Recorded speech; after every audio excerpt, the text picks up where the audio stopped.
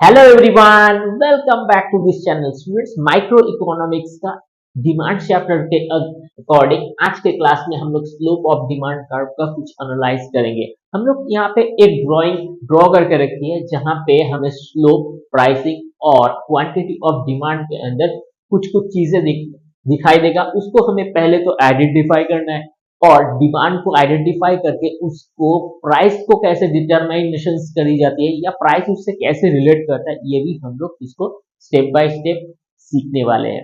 Demand chapter के अंदर और भी हम लोग क्लास करके रखी है जहां पे हमें थोड़ा डिस्क्रिप्शन हम लोग ने डिस्कशन भी करे। आप जाके उस प्ले लिस्ट को देख लेना, आपको बहुत सारा वहां पे वीडियोस मिल जाएगा। तो चलिए आज की क्लास को हम लोग शुरू करते हैं। तो फर्स्ट ऑफ ऑल यहाँ पे स्टूडेंट्स एक ड्राइंग हम लोगों ने ले रखी है। तो फर्स्ट ऑफ ऑल इसको हम लोग क्या बोलेंगे, ये जो है ये OP, ये एक हॉराइजॉन्टल एक्सिस है और ये OQ ये हॉराइजॉन्टल एक्सिस है और ये OP जो है ये ये एक वर्टिकल एक्सिस है। तो ये हमारे अंदर प्राइस को ये इंडिकेट करता है और OQ जो है इसको क्वांटिटी ऑफ डिमांड को इंडिकेट करता है और ये जो है इसको हम लोग स्लोप बोलते हैं। ठीक है, तो फर्स्ट ऑफ ऑल हमें एनालाइज करना पड़ेगा कि हम लोग यहाँ पे डिमांड कर्व को कैसे एनालाइज करते हैं। सो ए बी डिमांड कर्व के अंदर क्या है, यहाँ पे सी और डी यहाँ पे पॉइंटेड है, जहां पे सी और डी इस स्लोप के भीतर हमें ये पता चलता है कि ई का पॉइंट कब है, डिमांड घटने पे स्लोप कैसा होता है। तो उसी हिसाब से हमें डिटरमाइनेशन करना होता है प्राइस के साथ साथ वो डिमांड भी। तो फर्स्ट ऑफ ऑल तो हम यहाँ पे लिखेंगे A B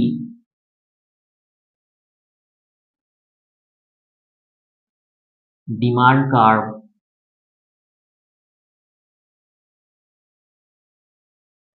will be point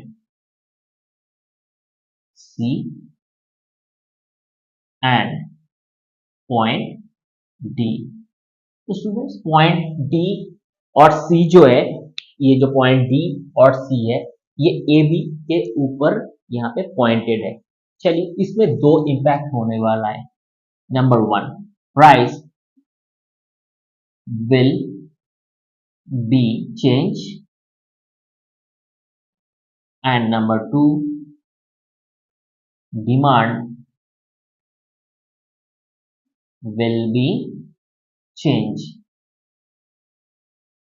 अगर स्टूडेंट प्राइस चेंज होता है तो इसको हम लोग क्या करेंगे, डेल्टा पी से इंडिकेट करेंगे और डिमांड अगर होता है तो उस हिसाब से इसको हम लोग डेल्टा क्यू से इंडिकेट करेंगे। तो दोनों को ही हम लोग एक बार के लिए यहाँ पे ब्रैकेट के अंदर रख देंगे। सो अगर प्राइस होता है, प्राइस चेंज होता है, तो ये हमारा प्राइस इंडिकेशन से ये जो एक्सिस है यहाँ पे इस वर्टिकल, सो इस हिसाब से सीई इक्वल टू सी, ये हो जाता है प्राइस विल बी चेंज।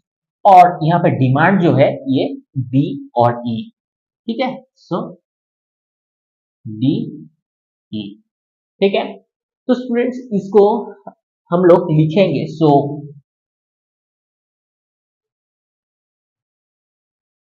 सो हम लोग यहाँ पे delta P by delta Q equal to C E by D E हम लोग इसको लिख सकते हैं। तो ये जो हमारा delta P by delta Q है, यानी कि ये डेल्टा पी, इसको हम लोग डेल्टा यानी डेल्टा हो गया एक कांस्टेंट वैल्यू जिसको हम लोगों को रखना है, इसलिए कि हम लोगों को एक वैल्यूएशन कांस्टेंट के हिसाब से हमें आइडेंटिफाई करना है।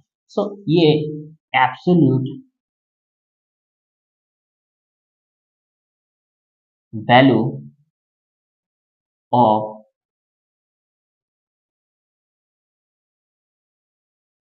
Demand curve. ठीक है, तो absolute value of the demand curve हमें मिल गया है। ठीक है, तो चलिए हम लोग नेक्स्ट करते हैं। So actual slope of demand. तो एब्सोल्यूट वैल्यूएशंस के बाद हमारे पास एक्चुअल स्लोप ऑफ डिमांड है, तो इसको हम लोग कैसे डिस्कशन करेंगे। तो students, actual slope of demand के अंदर ये स्लोप को आपको देखना है, ठीक है।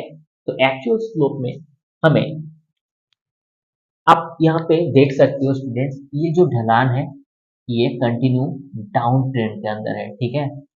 जब इस तरीके का डाउन ट्रेंड के अंदर हमें एक्चुअल स्लोप ऑफ डिमांड देखने को मिलता है, तो ये नीचे की ओर जो डिमांड है ये जा रहा है, तो इसको हम लोग निगेटिव डिमांड बोलेंगे। So downward demand will be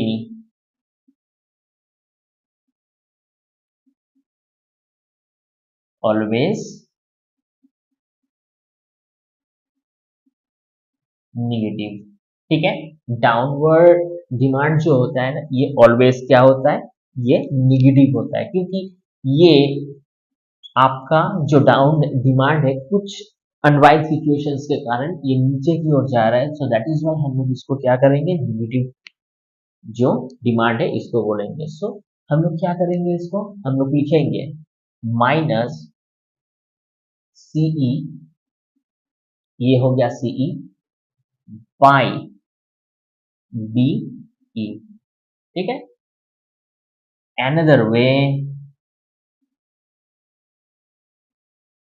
हम लोग ऐसे भी तो लिख सकते हैं ना, O A minus O A by O minus O B, ठीक है ना स्टूडेंट्स। अब ओ ए ओ बी क्यों, क्योंकि ये ओ ए और ओ बी ये पूरा जो हमारा हॉराइजेंटल और वर्टिकल जो यहाँ पे एक्सिस है, इस टोटल का पार्ट पोर्शन होता है, इसके ऊपर ही इस डिमांड जो कर्व स्लोप के साथ यहाँ पे ड्राइंग है ये हमें दिखता है। सो हम लोग इसके बिफोर माइनस साइन को रखिए। तो माइनस की, क्योंकि हम लोग पहले ही डिस्कशन कर चुके हैं कि डाउनवर्ड डिमांड का विल बी ऑलवेज नेगेटिव। अब स्टूडेंट्स हमें ये मिल गया है।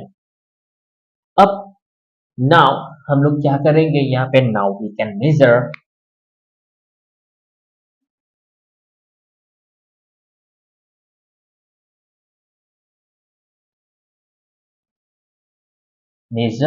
द प्राइस लाइन, इसको हम लोग P से इंडिकेट करेंगे। अगर प्राइस लाइन होगा तो प्राइस लाइन स्टूडेंट्स हम लोग इसको बोलेंगे, ये जो है ये हमारा प्राइस लाइन है, ठीक है। तो प्राइस लाइन अगर जब होगा तो इसको हम लोग क्या करेंगे, delta P equal to O A और delta Q equal to O B, ठीक है। सो फाइनली वी कैन से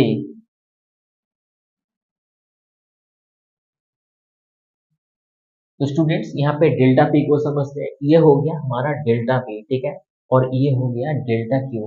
अब डेल्टा पी को हम लोग ओ ए से इंडिकेट कर रहे हैं, तो ये जो हम लोग मेजर कर रहे हैं प्राइस लाइन को, तब जाके ये ओ ए हो गया, और जो डेल्टा क्यू है ये हो गया हमारा O B. So we can say, हम लोग क्या कर सकते हैं, यहाँ पे देख सकते हैं कि delta P by delta Q equal to O A और बाई ओ बी।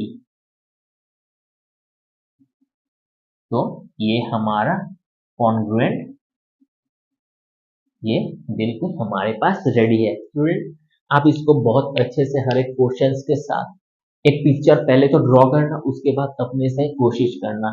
बिल्कुल भी कोई भी इसको लर्न नहीं करना है, इसको बिल्कुल भी रटना नहीं है, ये अपने हिसाब से थोड़ा टाइम ज्यादा लगेगा, लगने दो। आप इसको प्रैक्टिस करना, बहुत इजी है। दो चार बार आप कर लोगे तो इजीली आपके पास एक ग्रिप आ जाएगा और बहुत अच्छा सेंस भी डेवलप होगा, ठीक है। आप इसका स्क्रीनशॉट ले लो। चलिए वीडियो अगर अच्छा लगता है तो स्टूडेंट्स इसको लाइक शेयर सब्सक्राइब कर देना। मिलते हैं किसी नेक्स्ट क्लास में, तब तक के लिए थैंक यू।